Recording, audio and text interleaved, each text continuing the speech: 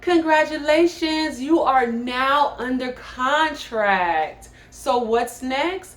What's next is going to be a lot of waiting around for you on the seller side, because if you can remember, when you were purchasing the home, your lender on the buyer side was contacting you, as well as title company were contacting you as well. However, on the seller side, we're pretty much just sitting and waiting for that process to go forward. Now, in the contract, we agreed on an inspection period, perhaps. So we'll look in there and see how many days of inspection do the buyer have. During this period of time, please keep all utilities on. So when the buyer inspection comes up, that's not something we're running around trying to get done, okay? Now, during this process also, the title company will be conducting title search to ensure that there are no defects that's on your title policy. And if for some reason any defects come up on the title policy, they'll let us know what we need to do, or what you'll need to do to get those defects cleared up off of the title policy. Now, back to the home inspection, because this is all intertwined that's going on. Back to the home inspection. Once the buyer completes the home inspection, if there are any repair items on that inspection report that the buyer feels like they want to ask you to repair, they'll do an amendment. On that amendment, it'll list, as well as sending us the report, the inspection report of those items or defects. And we'll go over it, and you can decide on whether or not you want to get any of those items repaired. You can counter the inspection report and say, I'll complete this or I'll complete that, but I won't complete that. You have that choice. But please keep in mind, during this inspection window, the buyer has the unrestricted right to terminate the contract for any reason. So if they come back with items that need to be repaired, you do have the choice on repairing any of those items. But I like to let my sellers know, keep in mind, the buyer can terminate for any reason in this inspection period. So moving right along, once the buyer inspection period is over with, the lender will then contact the buyer and let them know to collect the appraisal funds to order the appraisal. The appraiser has 10 days to get out to the property, conduct the appraisal, and get the report over to the lender. Okay, so during this window, we will be notified by the appraiser on what date they will come out. Once again, the utilities need to be on, because they're going to be checking the hot water, they'll be checking the AC, they'll be checking all parts of the house. So utilities need to be on as well for the appraiser, okay? Now, once the appraisal report is turned in to the lender, we will be notified of the results by the lender.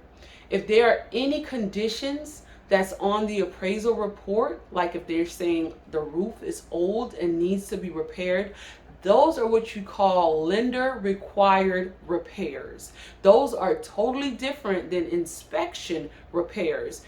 Remember, the inspector is working for the buyer, whereas the appraiser works for the lender, like not directly working for the lender, but the lender is the one who ordered the appraisal.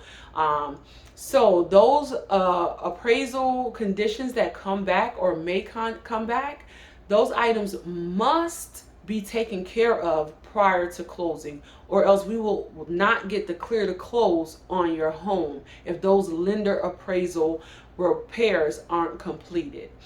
Also, I want to point out about the appraisal report is, if the appraisal comes in low, we'll need to get together to discuss how we will handle that. So let's do a scenario. We have a sales price of $300,000. The appraisal comes in at $290,000. There is a gap, a difference of $10,000. You, the seller, have the ability to bring the sales price down to the $290,000 appraised value. That's an option. Or you and the buyer can negotiate with each other and may come up with, hey, I bring $5,000, you bring $5,000, whereas now that gap has been bridged. Or the buyer can just bring the whole 10,000 if that's the case. If we negotiate with them and they decide, hey, I'll bring the whole 10,000, then that's a scenario. Or worst case scenario is the buyer backs out of the contract and they still will receive their binder monies back, because there is a condition inside of the contract that says if the home does not appraise at the sales price value, then the buyer can terminate the contract and receive their binder back. So we're at the appraisal phase, and if this is the scenario, then we'll have to deal with that case by case. Now let's say we get a better report, which is the report that we all are waiting for. The appraisal is good to go. It appraised at the $300,000 sales price value that we went in at.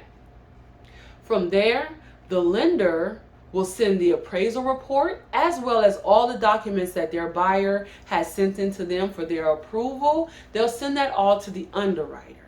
At that point, the underwriter will scrub all the documents, go back over everything to make sure all the T's are crossed and all the I's are dotted.